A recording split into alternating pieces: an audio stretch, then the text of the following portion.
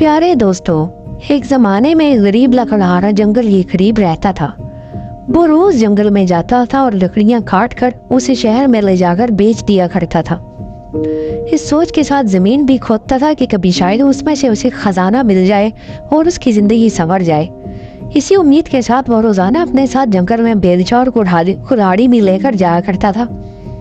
एक दिन खजाने की तलाश में जमीन खोदने लगा। अचानक उसे एक बहुत बड़ी देग नजर आई। वो इस देग को देखकर बहुत खुश हुआ और दिल ही दिल में सोचने लगा, लगता है कि उस देग के अंदर कोई खजाना छुपा हुआ है। जब भी तो इसे किसी ने जंगल में दरख्त के पास जमीन खोदकर दबाया हुआ है। वो खुशी खुशी देग की तरफ बढ़ा ताकि वो उसके अंदर हाथ डालकर खजाने को देख सके। उसने जब देग में हाथ डाला तो उसे पता चला कि देग तो अंदर से बिल्कुल खाली है। उसने गुस्से में देग उठाकर दरख्त के पीछे रख दी। कुछ देर वो खजाने की तलाश में जमीन खोदता रहा, लेकिन उसके हाथ कुछ भी ना आया।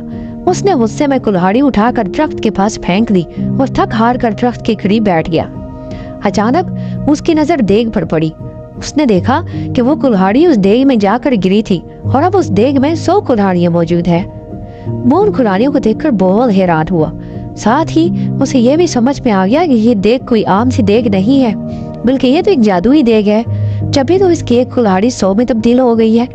वो खुशी खुशी उस देग को उठाकर घर में ले आया। लकड़हारे ने उस देग को एक कमरे में छुपा दिया। रात के वक्त उसने जादुई देग को दोबारा आजमाने के लिए उसमें एक आम डाला।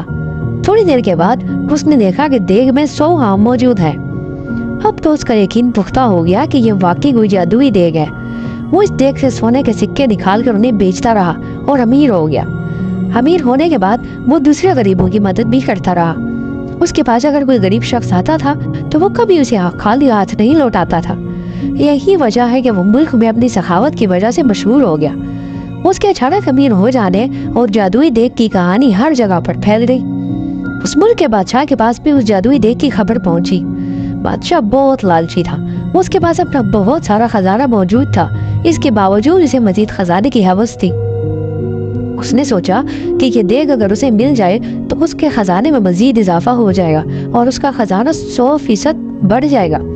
इस सोच के साथ बादशाह ने हुक्म दिया कि लकड़हारे और उसकी देग को महल में लेकर लाया जाए।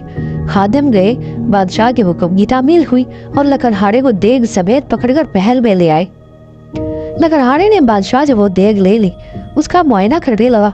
अचानक वो अपने कदम न संभाल सका और उसका पांव देग में जाकर गिर पड़ा।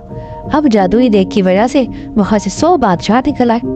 एक जैसे 100 बादशाह, उनमें से एक असली बादशाह था, बाकी सब जादुई थे। वो सब देग के हसूल और लालच की वजह से एक दूसरे से लड़ने लगे। यूं सब ने एक दूसरे को जादुई देग के लालच में कत्ल कर दिया। यूं लालच की वजह से असल बादशाह खुद भी जिंदा न रहा। लकड़हारे ने खामोशी से अपनी जादुई देग उठाई और उसे लेकर अपने घर चल दिया। तो प्यारे दोस्तों, आपने देखा लालच करना कितनी बुरी बात होती है। अगर किसी के पास आपसे ज्यादा अच्छी चीज मौजूद है तो आप उससे हसद ना करें, बल्कि जो कुछ भी आपके पास मौजूद है उस पर खुदा का शुक्र अदा किया करें।